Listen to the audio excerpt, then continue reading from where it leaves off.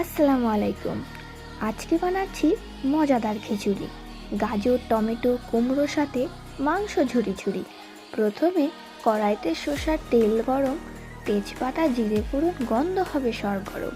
পেঁয়াজ কুচি দিয়ে নাড়ি লাল লাল, আদা রসুন বাটা দিলে হবে জমজমাট কাল। এবার মাংস দিয়ে ভাজি ভালো করে, হলুদ, লঙ্কা, ধনে, জিরে গুঁড়ো দিই ঝরে। লবণ দিয়ে কষি যতক্ষণ তেল উঠে আসে, গন্ধে তখন পাশের বাড়ির মনও ভাসে। এবার ঢুকবে গাজর কাটা, কুমড়ো কাটার টুকরো, টমেটো দিয়ে নেড়ে দিই, রং হবে সুগন্ধে মুড়ো। ধুয়ে রাখা চাল আর মুগ ডাল একসাথে দিই, সব কিছু ভালো করে মিশিয়ে নিই। গরম পানি ঢেলে ঢাকনা দিয়ে চাপা, মাঝারি আঁচে সেদ্ধ হবে ধীরে ধাপে।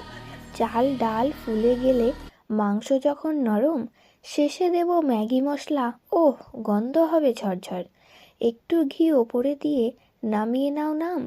গরম গরম খিচুড়ি, মন হবে একদম শান্ত আর থাম। পাঁপড়, আচার, স্যালাড পাশে রাখো সাজিয়ে, এই শীতের দিনে খিচুড়ি খেলে মন যাবে ভরে উঠিয়ে।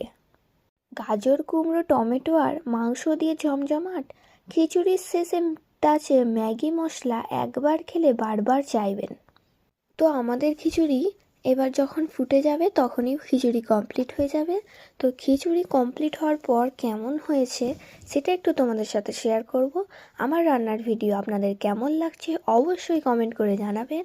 আমার সাথে যুক্ত হয়ে যাবেন, পাশে থাকবেন। আপনারা পাশে থাকবেন, তাহলেই এগিয়ে যাওয়া সম্ভব হবে। তো খিচুড়ি আমার ফাইনালি কমপ্লিট হয়ে গেছে, আর দেখতে ঠিক এরকম লাগছে, আর টেস্টটাও অসাধারণ ছিল। ধন্যবাদ।